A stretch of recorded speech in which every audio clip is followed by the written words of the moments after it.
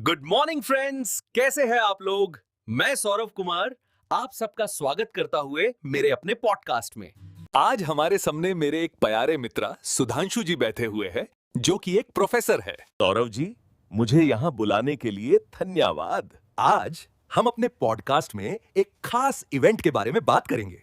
जी बिल्कुल। हम सब जान रहे हैं कि पिछले हफ्ते हमारे देश में ग्लोबल एआई समिट हुआ था, जिसका नाम एआई इम्पैक्ट समिट है। आज के इस बदलते डिजिटल दुनिया में ऐसा इवेंट होना बहुत बड़ी बात है, जहां हर देश के लोग अपने आइडियाज और इनोवेशन एक दूसरे से साझा कर रहे हैं। तो सुधांशु जी, आपने भी इस इवेंट को अच्छे से फॉलो किया है, तो बताइए क्या था ये एआई समिट? जी बिल्कुल, ये समिट अलग अलग देश में हो रहे टेक्नोलॉजिकल डेवलपमेंट, वो भी आर्टिफिशियल इंटेलिजेंस जैसे टेक्नोलॉजी को जोड़ने का काम किया है। आपने बिल्कुल सही कहा, पर पहले तो ये बताइए कि आर्टिफिशियल इंटेलिजेंस होता क्या है? ये आम मशीनों से कैसे अलग है? एक मशीन सिर्फ आपके दिए हुए इंस्ट्रक्शंस को फॉलो करता है, पर वहीं आर्टिफिशियल इंटेलिजेंस हमारे इंस्ट्रक्शंस के साथ साथ खुद के न्यू इंस्ट्रक्शंस बनाता है और उसे फॉलो करता है। मान लीजिए आपको गर्मी लग रही है, तो आप एसी को 16 डिग्री टेम्परेचर में करके सो जाते हैं। हाँ। पर थोड़ी देर बाद आपको ठंडी लगने लगती है और आपको दोबारा उठकर टेम्परेचर बढ़ाना पड़ता है।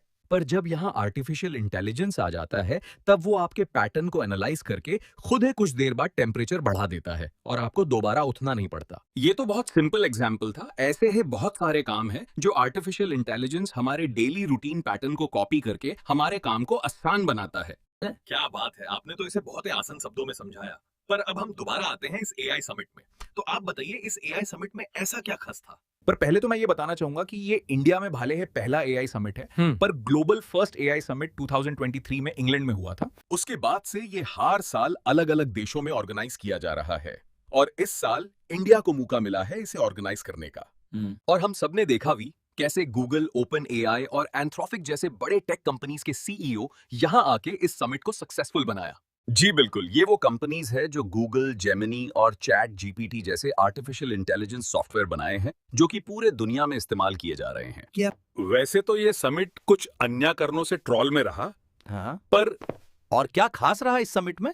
इस समिट की बात करूं तो इसका मेन फोकस ग्लोबल साउथ रहा है, जहां आर्टिफिशियल इंटेलिजेंस की मदद से south east Asia countries, south African countries और साउथ अमेरिका में एग्रीकल्चर, एजुकेशन, हेल्थ, इंफ्रास्ट्रक्चर जैसे सेक्टर को इंप्रूव करने का काम आसानी से कर सके। क्या इस समिट से इंडिया को वह कुछ फायदा होने वाला है, जिससे हमारा देश व आर्टिफिशियल इंटेलिजेंस में आगे बढ़ सके?